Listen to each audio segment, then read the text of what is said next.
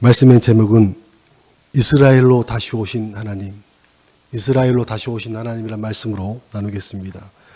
6장부터 7장 2절까지의 말씀을 나누고자 합니다. 하나님의 언약궤가 7개월 동안 이제 블레셋에 머물러 있었습니다. 머물러 있는 동안 독한 종기가 그들에게 임했고 재앙이 그들에게 임했습니다. 그 일들이 얼마나 괴로웠으면 이 언약궤를 옮기고 또 옮겼지만 그 일들을 해결할 수가 없었습니다. 그래서 이제 블레셋 사람들이 그 나라에 있는 제사장과 복술자들을 불러서 어떻게 하면 좋겠냐, 어떻게 하면 이 언약궤를 다시 보낼 수 있을까 하고 물었습니다. 그랬더니 먼저는 속건제를 드려야 된다고 이야기를 합니다. 속건제를 드리면 병도 낫고 이 재앙을 우리에게서 다른 곳으로 옮길 수 있을 것이다 라고 이야기를 하죠. 이 속건제라는 것은 하나님의 성물과 이웃에게 피해를 입혔을 경우에 그 죄를 용서받기 위해서 드리는 게 속건제입니다. 그 피해에 대한 제물로 이들이 금 독종 5과 금쥐 5을 드림으로써 하나님께서 이걸 받으시고 영광을 돌리리다 라고 이야기를 하죠. 5절에는 그런 고백을 합니다. 그가 혹 그의 손을 너희와 너희의 신들과 너희 땅에서 가볍게 하실까 하노라 하고 어떤 방법으로든지 이 고통에서 벗어나고 싶어하는 블레셋 사람들의 모습을 볼 수가 있습니다. 그리고 새 수레를 준비합니다. 그리고 멍에를 메어보지 않은 암소 2마리를 준비를 하죠. 그리고 수레에 메웁니다. 그리고 송아지는 집으로 돌려보냅니다. 얼마나 어미소가 울었겠습니까? 얼마나 송아지가 울었겠어요. 그러나 소가 수레를 뒤엎고 그러지는 않습니다. 수레 위에 금쥐와 금독종 형상을 담은 상자를 싣고 언약궤를 실죠. 이렇게 해서 이스라엘로 수레를 보냅니다. 이 수레가 이스라엘로 가면 하나님께서 블레셋에게 재앙을 내린 것이고 이 수레가 다른 곳으로 가면 이건 우연히 있는 일이다 하고 그들은 여기기로 하였습니다. 그러나 그 수레는 벳세메스길 대로로 향하였고 어미소가 울면서 이스라엘로 들어가게 되지요. 이를 본 벳세메스 사람들이 골짜기에서 밀을 베다가 이 모습을 보고 너무 기뻐했습니다. 그리고 그들은 암소를 번제물로 드리게 되지요. 여기까지는 좋았습니다. 그런데 블레셋 사람들이, 벳세메스 사람들이 여호와의 궤를 보므로 많은 사람들이 사륙을 당했습니다. 그리고 그러면서 그들의 고백이 거룩하신 하나님 여호와 앞에 누가 능히 서리요 그를 우리에게서 누구에게로 올라가시게 할까 하고 고백합니다. 결국 기럇 이알의 사람들이 언약궤를 옮겨서 아비나답의 아들 엘리야스를 거룩하게 구별하여서 이제 20년 동안 언약궤를 지키게 되죠. 그리고 마지막에는 이런 고백을 합니다. 여호와를 사모하 이스라엘 온 족속이 여호와를 사모하니라 하고 7장 2절에 말하고 있습니다.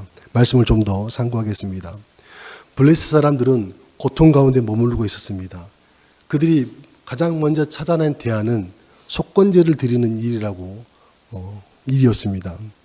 속건제는 하나님의 성물과 혹은 이웃에게 피해를 입혔을 경우에 그 죄를 용서받기 위해서 제사를 드리는 것입니다.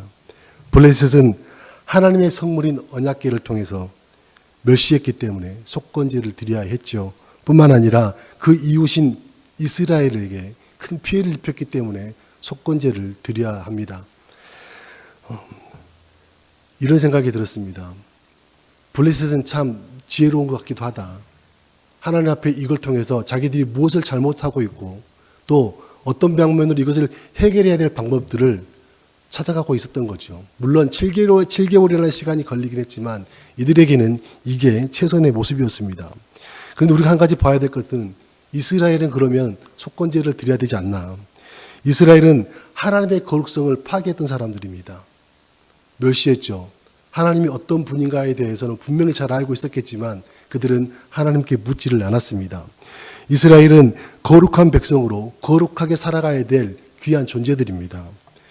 그들 안에는 하나님으로 가득해야 되고 이웃을 사랑해야 되는 일들이 그들에게 많았죠.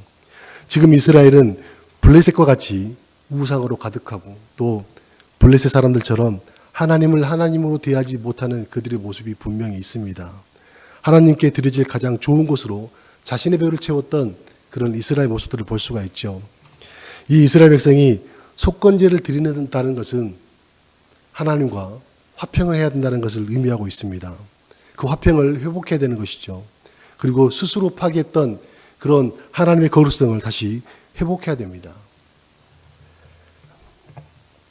화평을 청하는 속건 제물을 그들은 준비를 해야 되죠. 그런데 우리는 블레셋의 모습을 통해서 한 가지 눈여겨볼 일이 있습니다. 뭐냐면 이 블레셋이 하나님 앞에 속건 제물을 드리기 위해서 그들에게 임했던 독한 종기, 금독종 5을 준비했고 금쥐를 준비했습니다.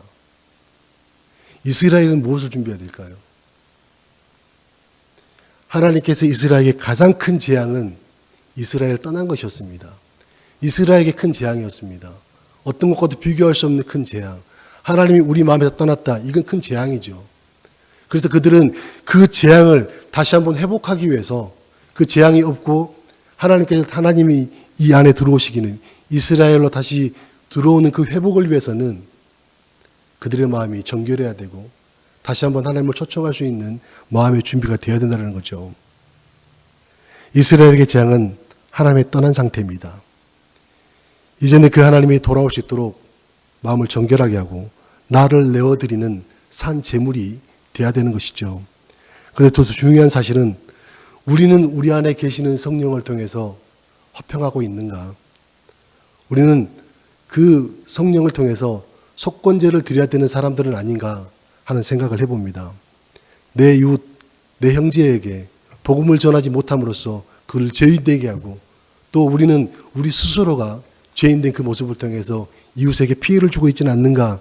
그래서 우리는 속건제를 드려야 되지 않는가 하는 생각을 해봅니다. 지금 속건제는 화평을 갖는 것입니다. 내 안에 성령과의 화평, 내 이웃과의 화평, 그리고 내 자신과의 화평.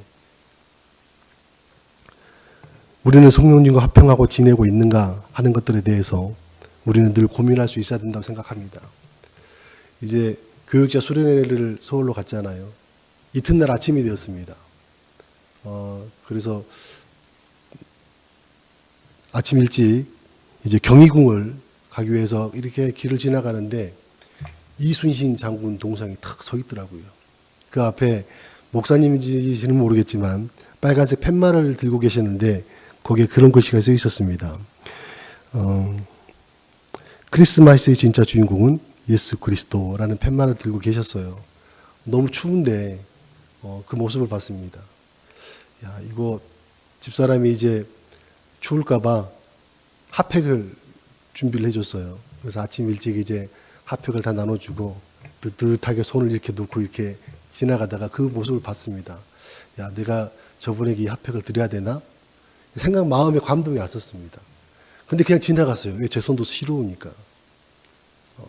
나중에 뒤를 돌아보니까 목사님께서 그분에게 핫팩을 전달해 주고 오는 모습을 봤습니다.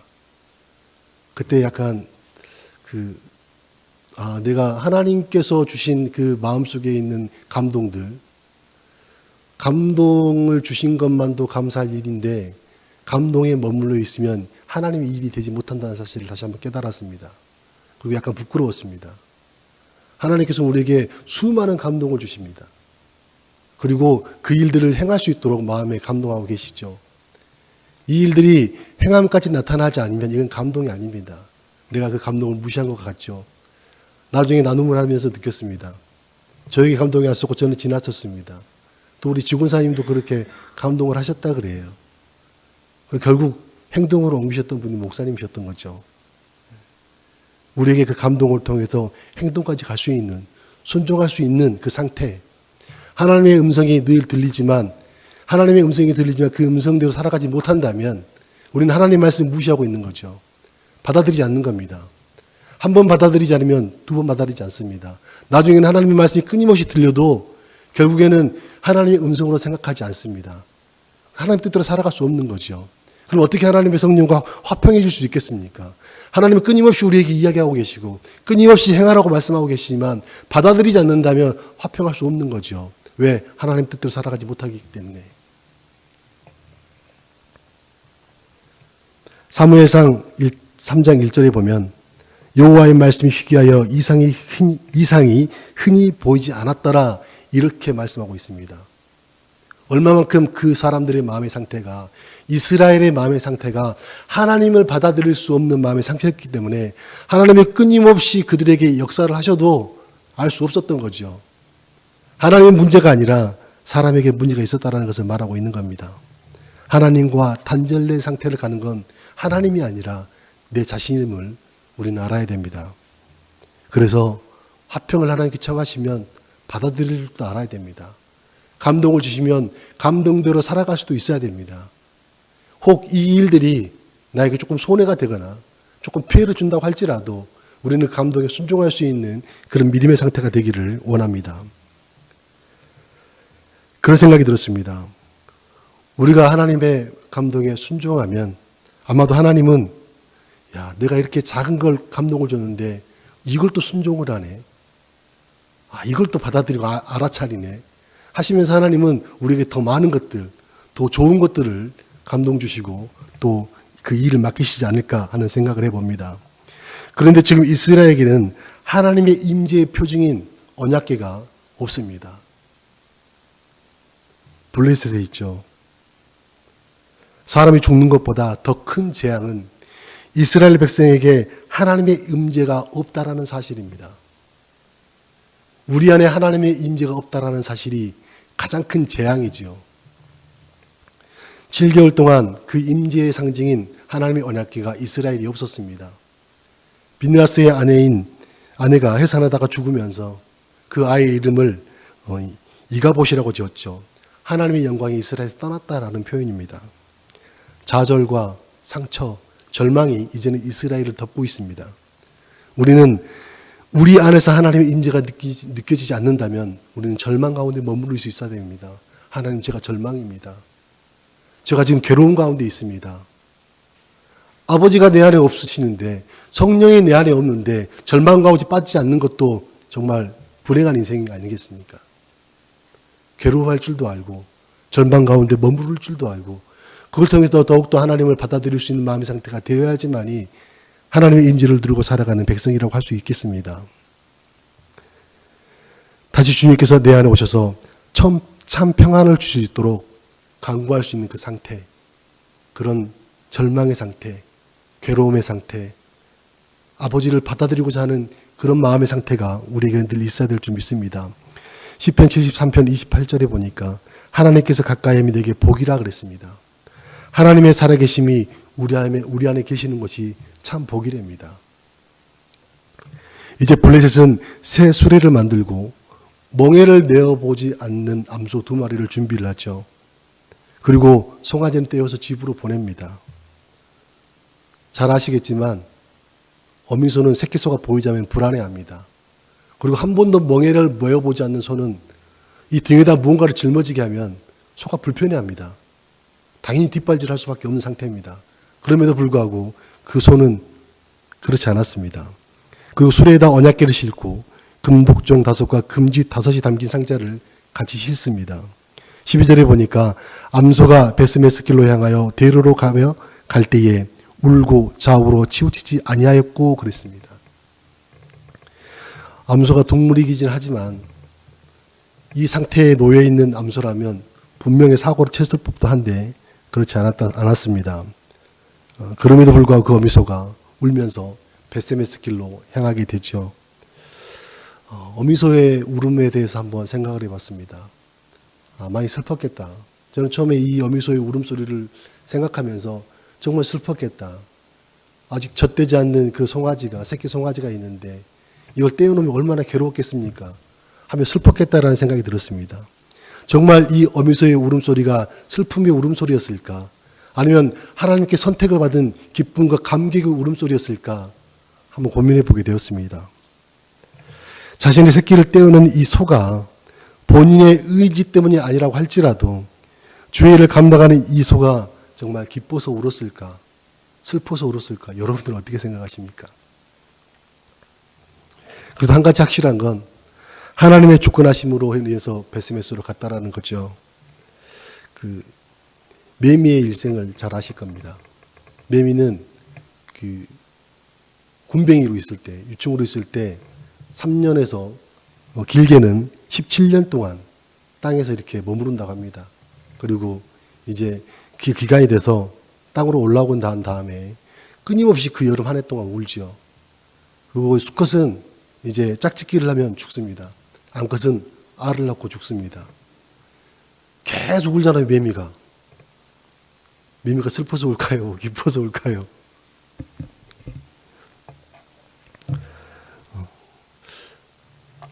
다 자기만의 그 사정이 있겠죠. 나름 사정이 있을 겁니다. 왜 우는지에 대한 사정이. 어떤 마음의 상태냐에 따라서 우리가 하나님 앞에 울고 있는 그 울음은 감격의 울음이 될 수도 있고 때로는 슬픔의 울음이 될 수 있습니다. 교회에서 앞에서 기도하다가 우는 분들 보면 참 슬픈 일이 많은가 보다 라고 여길 수도 있겠지만 그 사람 안에서 울고 있는 그 울음은 하나님의 감격에서 울 수도 있는 거잖아요. 그 사람의 상태에 따라서 다를 겁니다.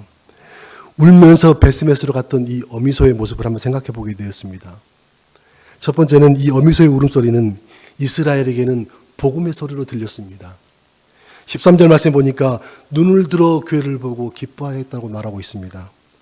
하나님의 영광이 이스라엘에서 떠난 줄 알았는데 다시 그 영광이 이스라엘로 들어오고 있는 이 모습을 보고 이들은 복음으로 받아들였던 거죠.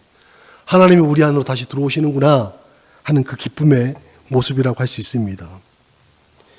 7개월 동안 하나님 이스라엘 떠나 있었던 그 언약궤가 다시 돌아오는데 얼마나 기쁘지 않을 수 있겠습니까?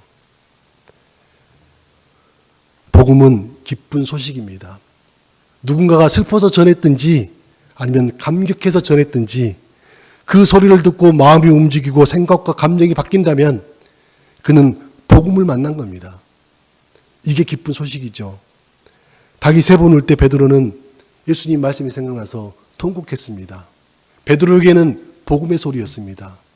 그가 바뀔 수 있는 소리, 예수님을 다시 한번 생각하게 되고 예수님께서 자신에게 했던 그 모든 말씀들이 다시 재해석되는 그 소리로 복음으로 들렸던 거죠. 우리는 이 복음의 소리를 낼 수 있어야 합니다. 그리스도의 생명의 소리를 우리 입술을 통해서 고백할 수 있어야 됩니다. 어떻게 이 복음의 소리, 생명의 소리를 낼 수 있는가? 우리 안에 품고 있는 것이 그리스도의 생명이면 우리 입술에서 흘러나오는 것들은 복음이 되고 생명이 되는 겁니다. 생각에서 나오는 것이 아니라 마음에 품고 있는 것들이 소리를 내야 됩니다. 고린도서 2장 16절에 누가 주의 마음을 알아서 주를 가르치겠느냐?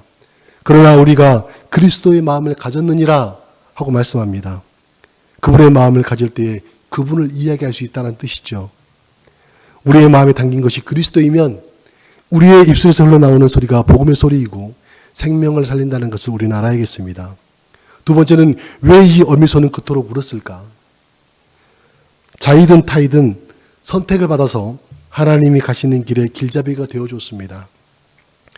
이 눈물은 기쁨의 울음소리였고 또 감사의 울음소리고 감격의 울음소리가 아니었나 하는 생각을 해봅니다. 하나님께서 선택받아 하나님과 함께 하나님을 감당하는 것은 감격할 일이고 감사할 일이고 또한 기쁨의 일 아니겠습니까? 이 어미소가 자신의 일을 먼저 생각했더라면 분명히 박차고 뛰쳐나갔겠죠. 그러나 그 새로운 것을 기꺼이 받아들이고 감당하면서 이 어미소의 모습이 우리의 모습이 되어야 되지 않을까 하는 생각을 해보았습니다. 하나님의 모든 일과 일상은 감격으로 가득 차 있습니다. 일하는 것도 남을 섬기는 것도 봉사하는 것도 하나님 앞에 예배를 드리는 것도 하나님의 모든 것들이 가득 차 있는 것이죠. 이게 보여주고 우리에게는 나타나야 되는 일들입니다. 어미소에게서 왜 이런 모습이 보일까요?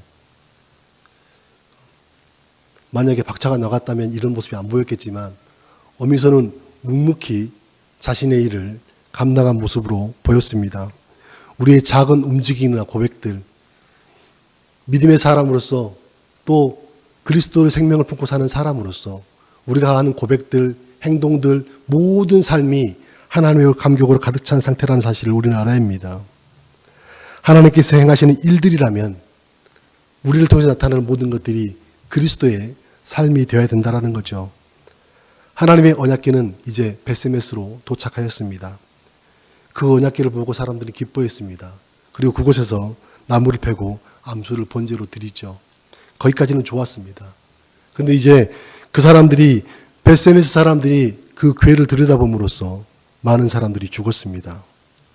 그리고 그 괴를 기럇 야이림 사람들의 산 사람인 아비나답의 집에 들여놓게 되었고 또 엘리야살이 20년 동안 그 언약궤를 지키게 되었습니다. 그랬더니 이스라엘 온 족속이 여호와를 사모하니라 하고 말씀하고 있습니다. 하나님이 이렇게 말씀합니다. 너희는 거룩하라. 나 여호와 너희 하나님이 거룩함이니라. 이렇게 말씀을 하고 있죠. 벳세메스 사람들은 제사를 드렸습니다. 우리가 잘 알아야 될 것은 제사를 드렸다고 해서 우리가 거룩함으로 변하지는 않습니다. 우리가 거룩함을 받아들일 때에 그 거룩성이 나타나게 되는 거죠. 예배 한 번 드렸다고 해서 우리가 거룩해지는 것이 아니라 예배 속에 그 거룩함을 느끼고 거룩함으로 예배를 드리고 그 거룩함 속에 그 거룩함 속에 머물러 있을 때에 거룩한 생명이 되고 거룩하게 살아갈 수 있게 되는 거죠. 복음을 받아들일 때 크게 받으라는 말씀을 많이 하십니다. 하나님의 말씀 우리에게 그냥 들려지는 성경의 역사적인 또는 그냥 나 오늘 은혜 받았어 라는 차원으로 받아들였다면 우리는 그 은혜의 깊은 맛을 모릅니다. 정말 하나님께 주시고자 원했던 그 말씀을 크게 받아들이고 거룩함으로 받아들이고 은혜의 감격으로 받아들일 때에 우리 안에서는 더 깊어진다는 사실이죠. 목사님께서 요즘에 늘 말씀하셨던 것처럼 공간의 거룩성, 우리가 어떻게 받아들이고 어떻게 살아가느냐에 따라 달라지게 되겠죠. 우리 수도원이면 참 좋습니다. 그런데 수도원으로 보면서 별거 없어. 가봐야 아무것도 없던데 뭐. 하면서 이렇게 어설프게 정말 이런 식으로 받아들인다면 그 사람에게 어떻게 이곳에서 하나님의 거룩성을 느끼고 살아갈 수 있겠습니까? 그러나 반대로 거룩하게 구별하고 또 거룩하게 받아들이면 이곳이 하나님의 임재가 가득한 곳이 되고 또 하나님의 나라가 되는 거게 되겠죠.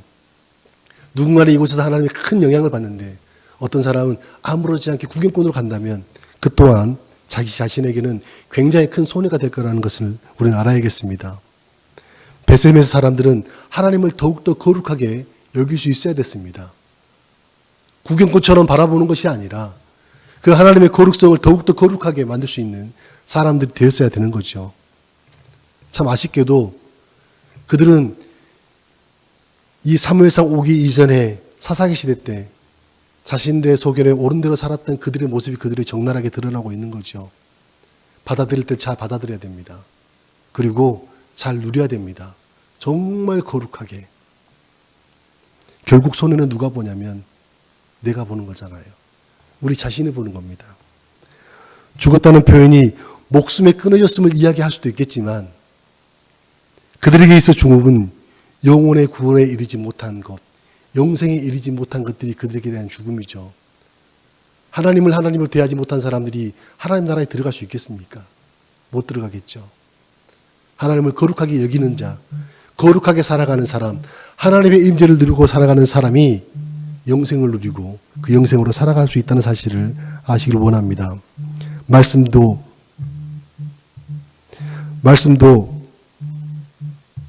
귀하게 받아들이고 공간도 거룩하게 받아들인다면 결국 거룩해지는 삶은 우리 자신입니다.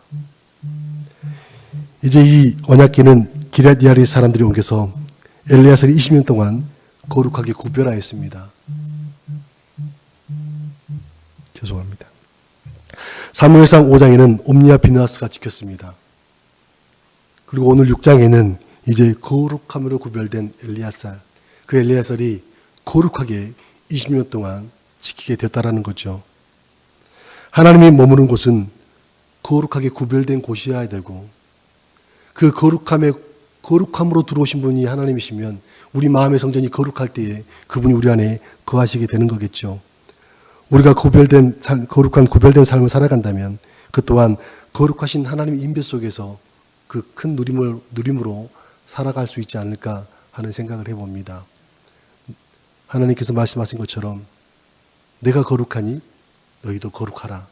이 말씀이 우리의 삶의 고백이 되기를 원합니다. 기도하겠습니다.